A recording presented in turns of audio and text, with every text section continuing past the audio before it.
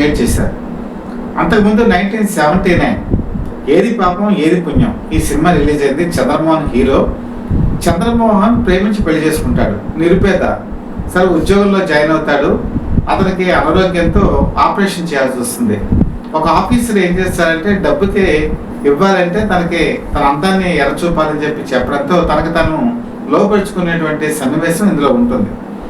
ఇది భర్త గురించి ప్రాణాలు కాపాడడం గురించి చేశాను, ఇందులో తప్పే ఉంది అనేటువంటి ఒక సినిమా. ఇది నిలదీసేటువంటి ఒక దాంట్లో భర్త యాక్సెప్ట్ చేశాడు చంద్రమోహన్. ఇది 1979లో ఆనాటి సమాజం యాక్సెప్ట్ చేయటువంటి సినిమా. పెద్ద ఆర్థికంగా విజయం సాధించకపోయినా ఆ రోజు విమర్శకులు మాత్రం చాలామంది దీని గురించి డిస్కషన్ చేసుకున్నారు.